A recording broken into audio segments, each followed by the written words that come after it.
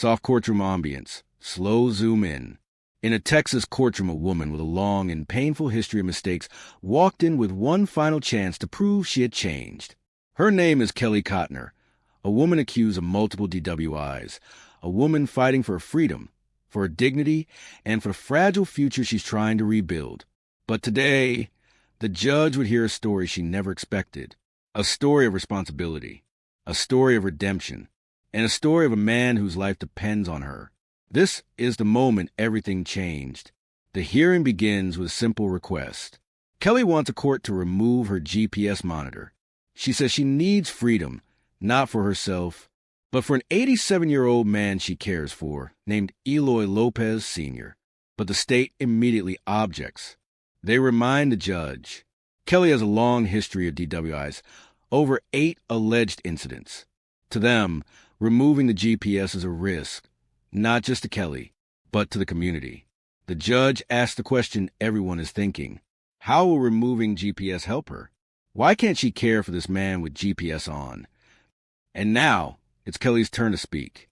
For the first time, Kelly's voice fills the courtroom.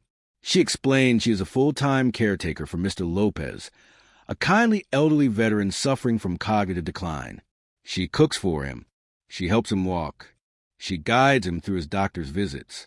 She cleans his home, helps him recover from surgeries, and keeps him safe from falls.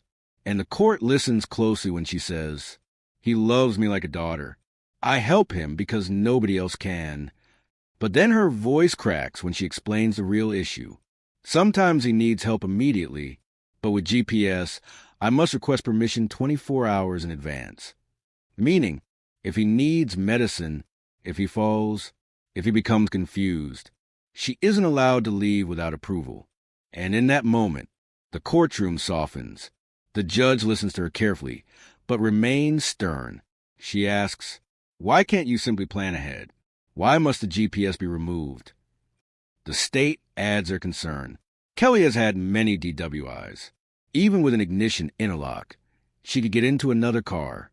So GPS, they argue, is the only safeguard. But then something interesting happens. The judge acknowledges something critical. In my courtroom, I normally do not allow detainees to work in home health care. But Kelly is not convicted, and the family hired her knowing her situation. It's a complicated situation. Kelly is essential to an elderly man's care, but she is also a high-risk defendant. So the judge decides GPS stays on, but Kelly gets a structured schedule, one that includes caring for Mr. Lopez. A compromise, a lifeline. Kelly quietly nods. She accepts it with gratitude. But before sentencing, the courtroom hits another twist.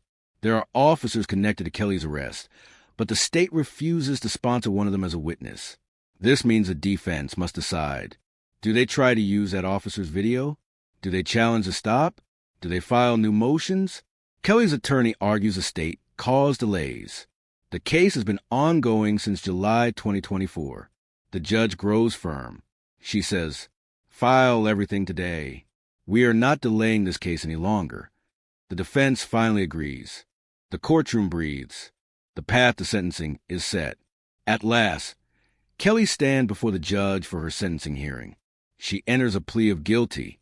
The state recommends 8 years in prison, suspended, 8 years of community supervision, strict conditions, DWI intervention, ignition interlock, victim impact panel, random tests, felony drug court, 200 hours of community service. Kelly's attorney pleads for mercy. She has had no violations.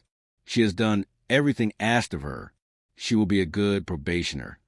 The courtroom goes silent. The judge thinks carefully. Then she speaks. The judge agrees to follow the plea deal.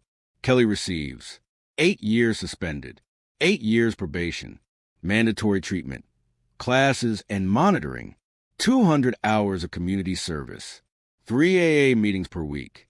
But then, Kelly asks to speak. Her voice trembles.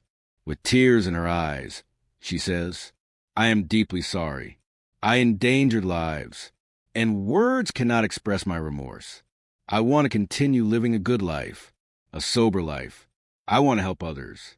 If I can stop even one person from drinking and driving, I will feel I have done something good. The courtroom falls silent. Even the judge's tone softens as she replies, "Thank you. You are always respectful, always on time. I appreciate that." And with that, Kelly walks out, a woman with a painful past, but now a chance to rebuild her future.